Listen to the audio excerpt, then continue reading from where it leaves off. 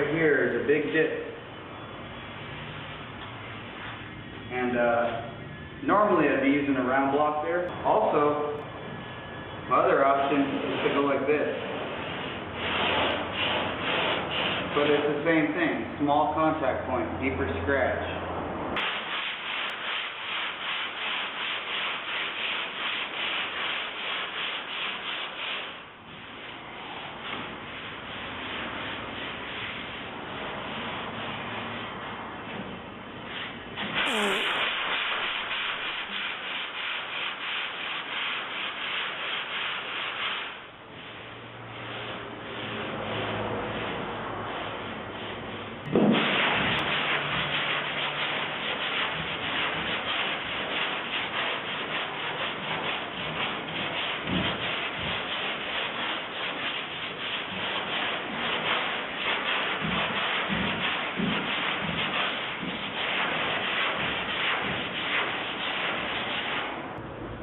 I've already checked this one is metal, but just to show you, it's good to have a straight edge around when you're dealing with cars with all kinds of compound curves. It's actually touching the middle,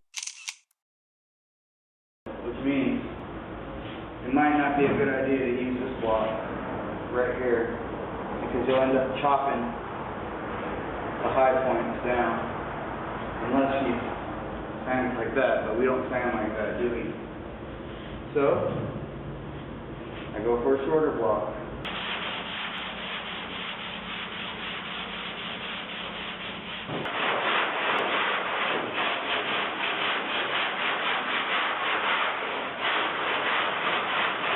Right here, there's a slight bow.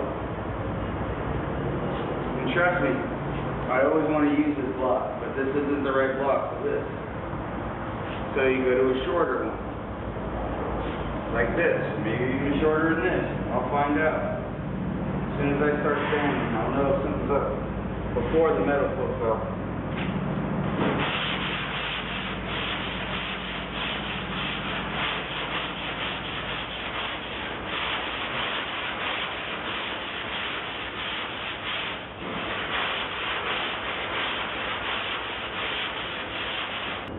This area right here is also an area of concern. The supporter comes in, stops right about there, and then goes straight.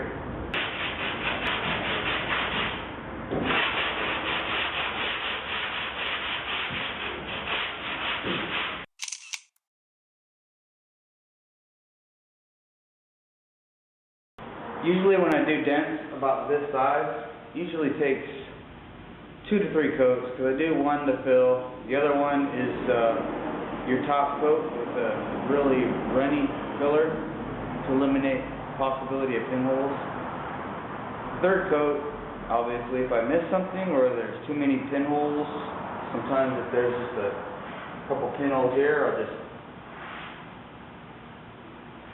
kind of spread a little filler right here and then blend it in with the rest of the filler with my spreader. For areas like this, it's usually 3 to 4 applications of filler because it's a compound curve. Oftentimes the lead protrudes out past the actual metal, so I like to take 40 grit and sand that lead down, and immediately after I'll make sure I get that dust off the floor and swept up. Make sure that 40 grit piece of paper is in the garbage. Make sure I throw away those gloves. I guess some people can get more anal about lead, but that's about as far as I go. If you're doing plastic cars, you're going to be dealing with lead. With the area like this, I love using these blocks for compound curves. The reason being is the block is narrow. So that means I could stand like this, and I don't have to worry about the width of the block chopping something off. If it's a really bad compound curve, I'll use a soft block, a round block, or I'll use this edge. So basically for areas like this, I love these blocks right here. Right now I'm going to do my final coat. It's really smooth right now. So one more coat will do it, and then we'll move on to the next.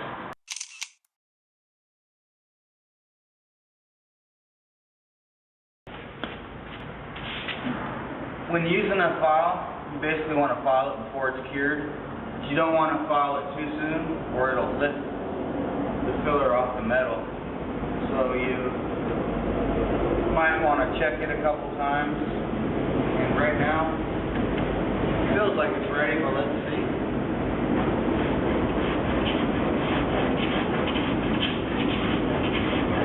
And some people think when you use a file, you're using it when you're piling the filler on. But what I'm feeling right here is minor imperfections.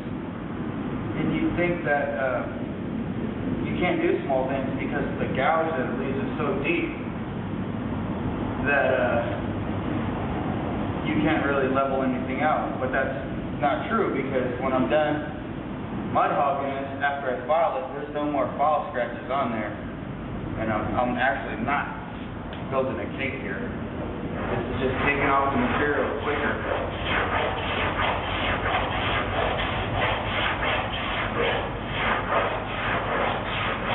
It does take some experience to use these things. And there was a time when I did think that using a file was hacked, but it's really not. The real good thing about it is, say if there's a low spot here, I could spot fill that and file that nearly even without even disturbing this, because it's cured. It's not going to want to file down. Sure, it'll create a couple gouges, but ultimately it's not going to affect the straightness, and you can directly top coat over that, you know? But as I said, I don't top coat over things that I just filed, so I'll file it nearly even, a couple strokes with some sandpaper, and it's good, and it doesn't disturb the filler that's around it. That's what I really like about using a file.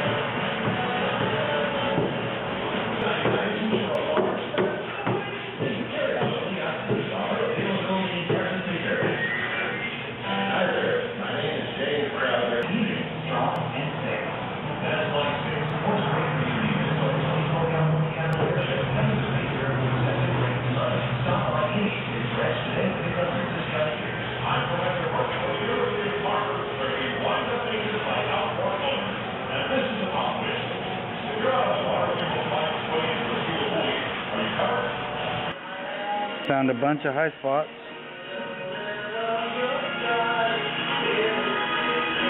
Some low spots. High spots.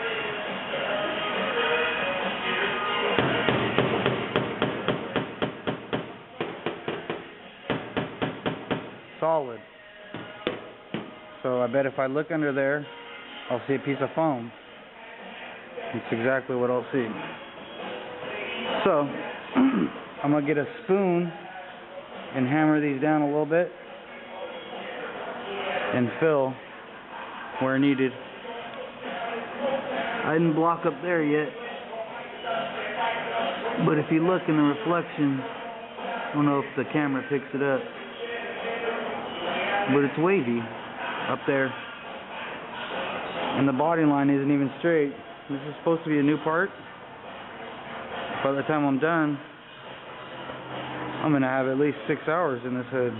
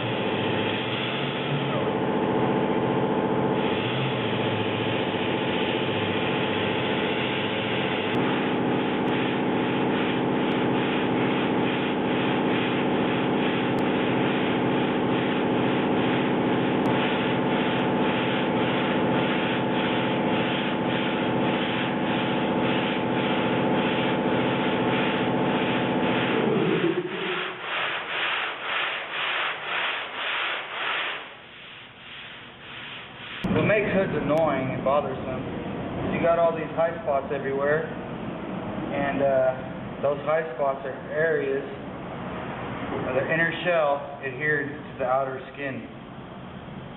Earlier you saw me use a spoon and hammer one down. The reason why I did that is because that was a really bad one. Generally you don't want to do that to all of them, because if you do that to all of them, you take out the arch. So basically what's happening is sometimes those high spots, those are right. That's what helps create the arc. But the areas around it aren't cooperating. So you got a high spot here and a high spot here, or what appears to be. And then it's sagging in between.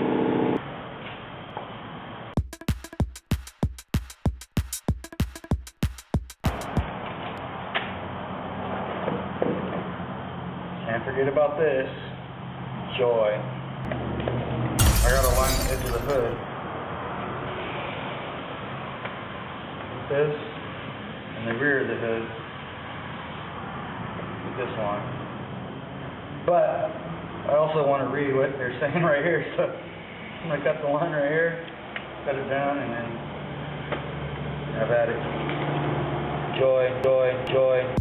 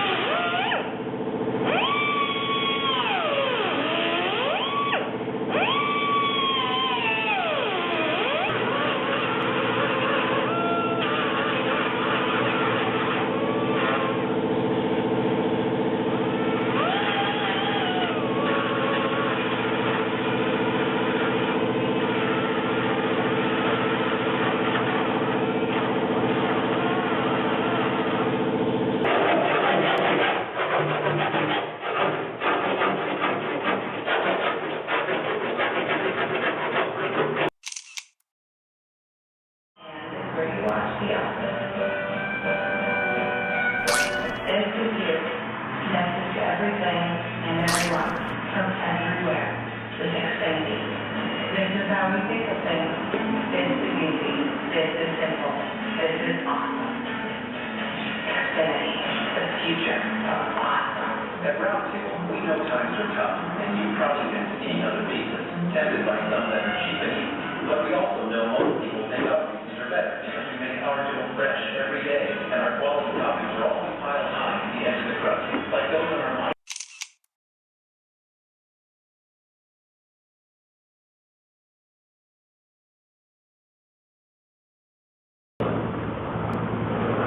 Nearly all done with the GTO. Just got a couple areas of filler that I need to sand down, and that's due to pinholes. Every video where I do mud, I kind of want to show you something different each time.